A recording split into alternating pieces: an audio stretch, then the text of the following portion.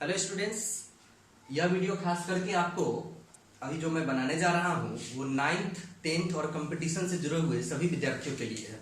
क्योंकि संख्या पद्धति के अंतर्गत बहुत सारे कंफ्यूजन लोगों को रहता है कि प्राकृत संख्या क्या है, पूर्ण संख्या क्या है, पूर्णांक संख्या क्या है, सम संख्या, विषम संख्या, भाज्य संख्या, अभाज्य संख्या, जुड़वा अभाज्य संख्या और सौ अभाज्य संख्या। तो इन सभी संख्याओं को हम अभी देखेंगे बारी बारी से और एकदम आसान भाषा में। ये वीडियो का अंत तक देखिए, जरूर मजा आ जाएगा। तो हम शुरू करते हैं। संख्या के बारे में बात हो रही है तो सबसे पहले मैं संख्या रेखा तो निश्चित लूंगा।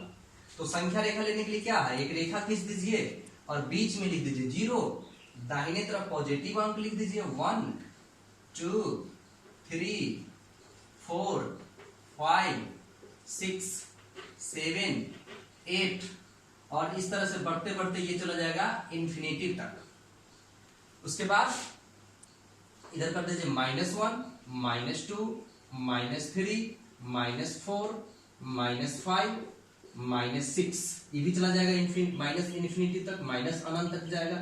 आप इसको माइनस इन्फिनिटी भी कह सकते हैं।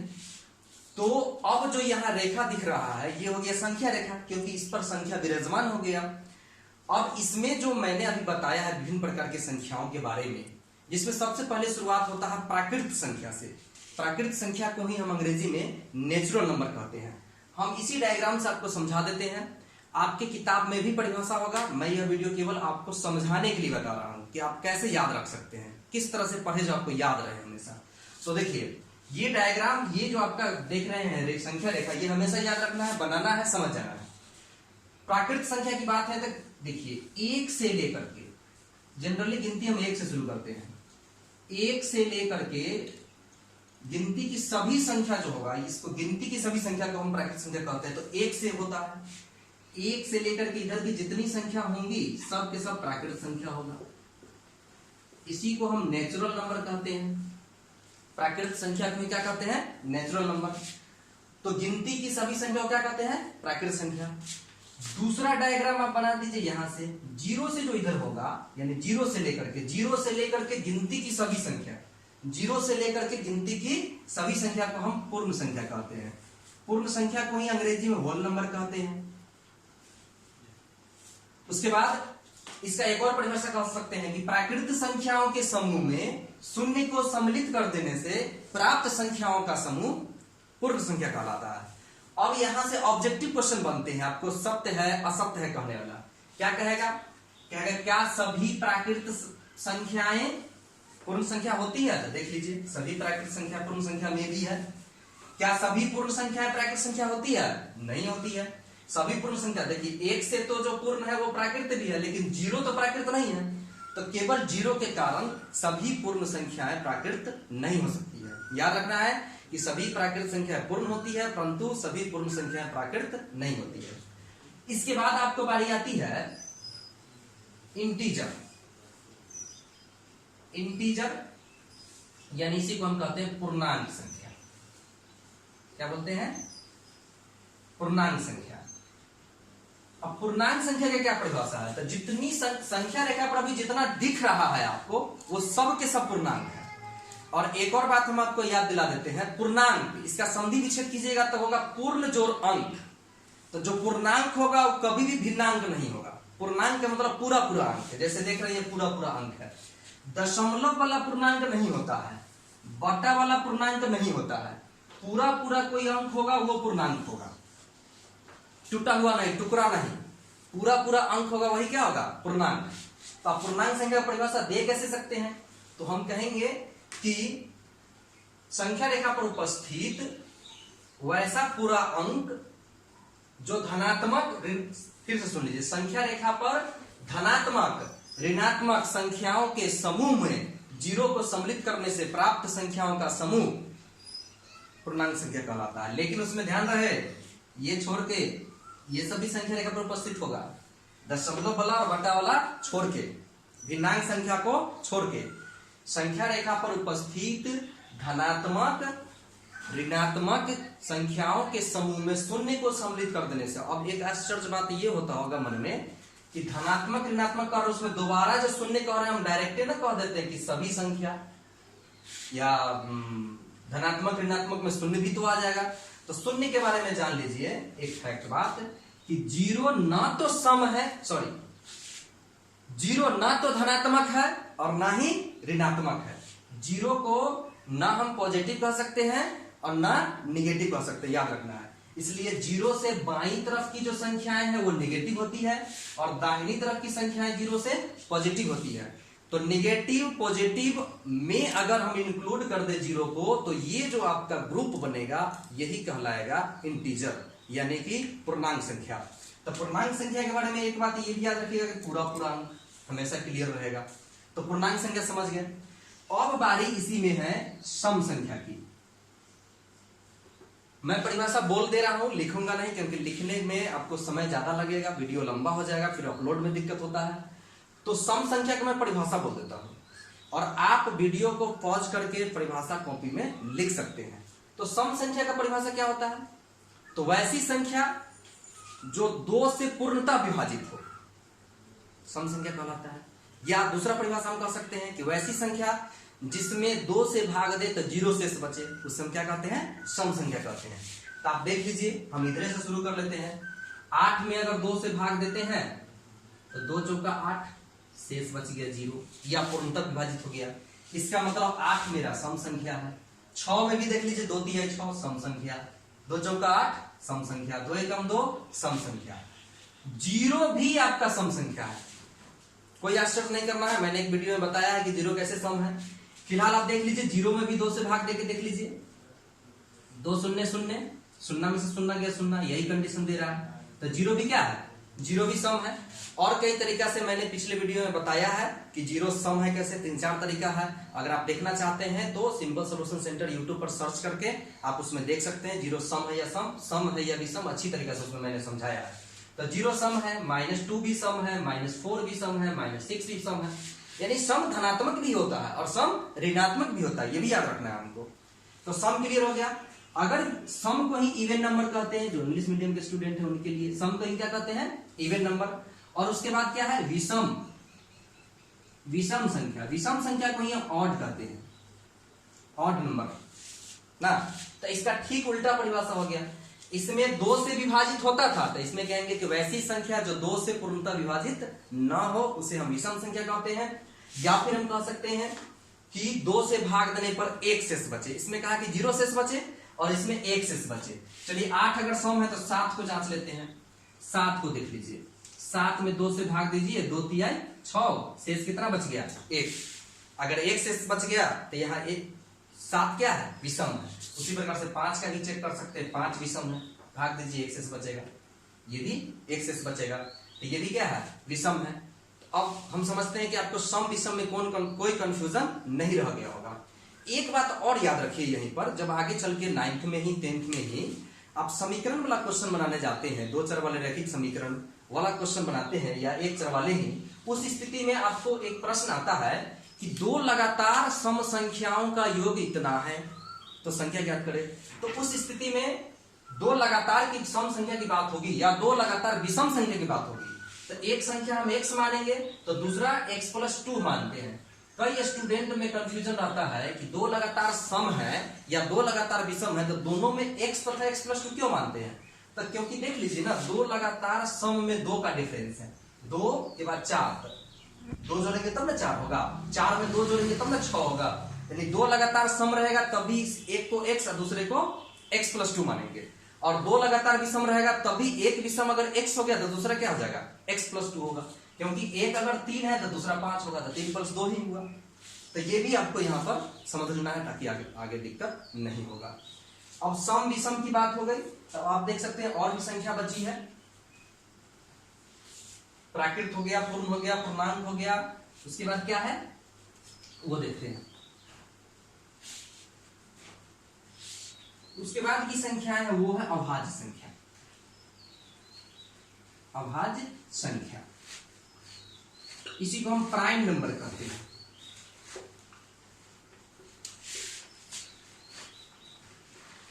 Prime number. अब अभाज्य अभाज्य संख्या का परिभाषा बड़ा गौर से समझिए, क्योंकि अक्सर 10th क्लास के एग्जाम में भी अभाज्य संख्या से जुड़ा हुआ क्वेश्चन पूछ देता है। इस बार भी पूछा था, कई स्टूडेंट गलती करके आए एक छोटा सा कंफ्यूजन के कारण। क्यों गलती किए हैं, आप कैसे गलती ना कीजिएगा वो देखिए। पहले अभाज्य संख्या की परिभाषा देखिए।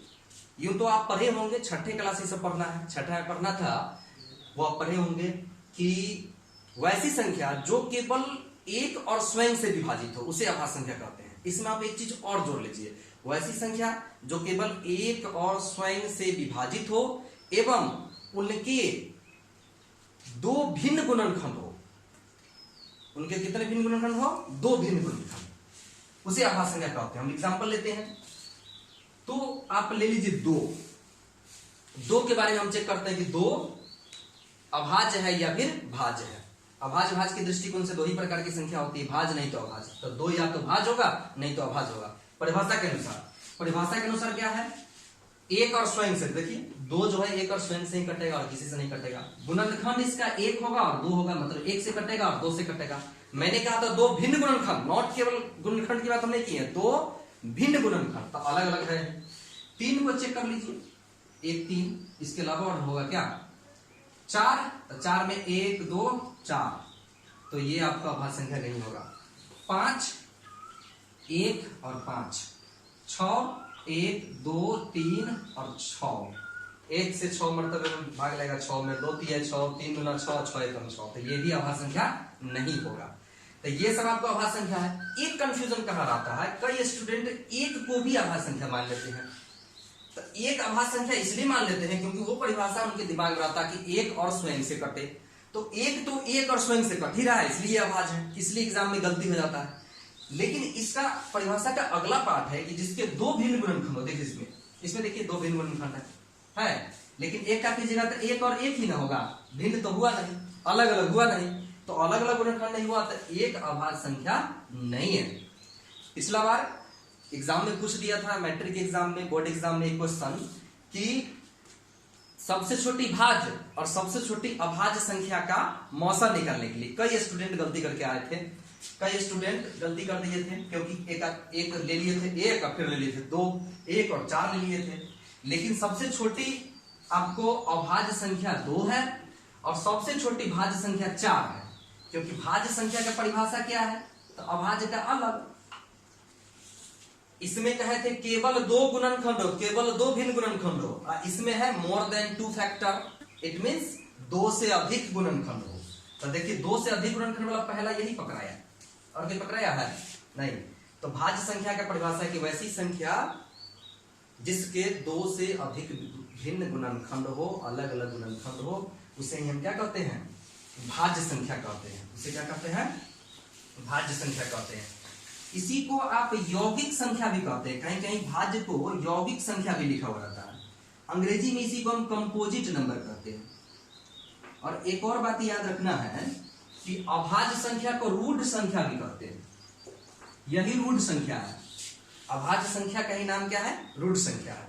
तो सबसे छोटी अभाज्य संख्या कितना हो गया, सबसे छोटी अभाज्य संख्या 2 और सबसे छोटी भाज्य संख्या 4। अगर ये दोनों का मौसा पूछे तो कितना होगा, डेफिनेटली 2 होगा, क्योंकि 2 से दोनों डिवाइड होगा ना, इसका मौसा कितना हो जाएगा, 2 हो जाएगा। लौसा पूछेगा 2 और 4 का, यानी सबसे छोटी भाज्य और सबसे छोटी अभाज्य का अगर लौसा बनाना होगा तो उस स्थिति में 2 और 4 का लौसा 4 होगा। तो आप ध्यान रख सकते हैं। तो इस तरह से आप अभाज्य संख्या समझ गए होंगे और भाज्य संख्या समझ गए होंगे। अब अगला जो पॉइंट है हमारा वो देखिए, अगला क्या है, अब बच गया है सहअभाज्य, कोप्राइम। सहअभाज्य को अंग्रेजी में हम बोलते हैं कोप्राइम नंबर, सहअभाज्य संख्या। ये क्या है, तो इसमें याद रखना है कि जब दो संख्याओं का मौसा, ध्यान में रहे हम इसमें अभाज्य का प्रयोग नहीं किए हैं, जब दो संख्याओं का मौसा 1 हो तो उसे हम सहअभाज्य कहते हैं। तो उसमें वह दोनों संख्या में दोनों के दोनों अभाज्य भी हो सकता है या दोनों भाज्य भी हो सकता है। जैसे अगर 2 और 3 का हम मौसा निकालते हैं तो निश्चित रूप से 1 होगा, क्योंकि 1 से इसमें भी डिवाइड भाग लगेगा, इसमें भी लगेगा। एक ही वह बड़ी से बड़ी संख्या है जिससे दोनों में भाग लग जाएगा।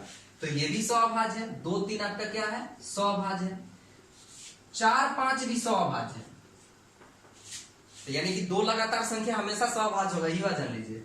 4 5 100 अभाज्य है। 4 यहाँ भाज्य है, 5 अभाज्य है, लेकिन दोनों का जो ग्रुप है, युग्म है, पेयर है, ये आपका क्या है 100 अभाज्य है। 9 16 को ले लीजिए।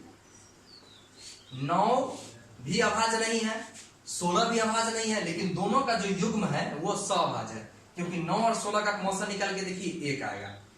निकालने आता है तो निकाल के देखिए ना, तो सोचिए कि वह कौन सी बड़ी से बड़ी संख्या है जिससे 9 में भी भाग लग जाए और 16 में भी। तो निश्चित रूप से 3 से इसमें लगेगा तो इसमें नहीं लगेगा, 4 से इसमें लगेगा तो इसमें नहीं लगेगा, 9 से इसमें लगेगा तो इसमें नहीं लगेगा, 16 से इसमें लगेगा तो इसमें भी नहीं लगेगा, यानी दोनों में लगना चाहिए। तो ऐसी मात्र एक संख्या है, वो है 1। तो इसका भी मौसा कितना आ जाएगा 1 आएगा। इसका मौसा कितना आ जाएगा 1। तो मौसा जब 1 हो जाएगा तो उस स्थिति में आपका 9 और 16 भी क्या हो जाएगा 100 अभाज्य हो जाएगा। अब एक अंतिम मुझे बताना है, वह संख्या है जुड़वा अभाज्य, ट्वाइन जुड़वा अभाज्य। देखिए ये ऑब्जेक्टिव बनाने के लिए, ऑब्जेक्टिव का दौर है। अब ऑब्जेक्टिव बनाने के लिए बहुत जरूरी है कि आपको परिभाषा पूरा क्लियर होना चाहिए। अब जुड़वा अभाज्य की बात करते हैं तो आप लोग जुड़वा बच्चा के बारे में जानते हैं। जुड़वा बच्चा कौन होता है? जो एक साथ जन्म लेता है उसको जुड़वा कहते हैं। तो इसमें जुड़वा अभाज्य संख्या में कौन होगा जुड़वा अभाज्य? तो जब 2 लगातार विषम संख्या अभाज्य हो जाए तो उसे हम जुड़वा अभाज्य कहते हैं। एग्जाम्पल के तौर पर 3 5, 5 7। मैं लिख रहा हूं, इसमें आप छांटिए कौन कौन होगा। 7 9, 9 11, 11 13, एवं प्रकार से आगे जाएगा। 2 लगातार विषम संख्या दोनों भाज्य, 2 लगातार दोनों भाज्य, 2 लगातार लेकिन दोनों भाज्य नहीं, ये भाज्य आ गया। 9 भाज्य है इसलिए ये नहीं होगा जुड़वा भाज्य, ये भी नहीं होगा। 2 लगातार विषम संख्या भाज्य, तो ये हो जाएगा, ये भी हो जाएगा, ये भी हो जाएगा। जब 2 लगातार विषम संख्याएं अभाज्य हो जाएं तो उसे ही हम क्या कहते हैं जुड़वा अभाज्य। तो इस तरह से हम समझते हैं कि आपका थ्योरी कंप्लीट हो जाएगा, हो गया होगा। और दूसरी चीज हम एक बार इसका रिमाइंड कर देते हैं कि ऑब्जेक्टिव प्रश्न पूछे कैसे कैसे जाते हैं। तो मैंने उस समय प्राकृत और पूर्ण को लेकर के पूछा था। तो कभी कभी आपसे ये पूछ सकता है कि क्या सभी पूर्णांक संख्या प्राकृत संख्या होती है? तो नहीं होती है। सबसे छोटी प्राकृत संख्या 1 होती है, सबसे छोटी पूर्ण संख्या 0 होती है। अगर सबसे छोटी पूर्णांक संख्या पूछा जाए तब तो माइनस में अनंत हो जाएगा, उसको बताया नहीं जा सकता है। सबसे बड़ी भी नहीं बताया जा सकता है। तो इस तरह से अगर पूछे कि क्या सभी प्राकृत संख्या पूर्णांक संख्या होती है, तो निश्चित होती है, पूरा इस पर ही है। क्या सभी पूर्ण संख्या पूर्णांक होती है? तो होती है। लेकिन सभी प्राकृत संख्या न पूर्ण होती है और न ही प्राकृत होती है। इस तरह से विभिन्न प्रकार के ऑब्जेक्टिव सत्य असत्य वाले प्रश्नों को आप बना सकते हैं। अब आप जाइए मजे से एक्सरसाइज बनाइए। सब एक्सरसाइज का एक एक क्वेश्चन कंप्लीट हो जाएगा और नेक्स्ट एक्सरसाइज के लिए वीडियो के लिए इंतजार कीजिए। और तब तक इतना वीडियो देखने के बाद आप जाकर के किताब में सबसे पहले एग्जाम्पल बनाइए, बना हुआ जो प्रश्न है वो बनाइए, उससे बनाने की क्षमता बढ़ेगा, लिखने की क्षमता बढ़ेगा, तरीका सीखिएगा कि कैसे बनाया जाता है, और तब जाके एक्सरसाइज बनाइए। एक्सरसाइज का अधिकतम समस्या आपको दूर हो जाएगा और बन जाएगा। फिर भी कोई प्रश्न नहीं बनता है तो मुझे कमेंट करके बताएं, हम फिर उसका सॉल्यूशन लेकर के आपके लिए सिंपल सॉल्यूशन में आएंगे। अगर यह वीडियो आपको अच्छा लगा, समझ में आ गया, तो लाइक कीजिए, कमेंट कीजिए और अपने दोस्तों को भी शेयर कर दीजिए। जय हिंद।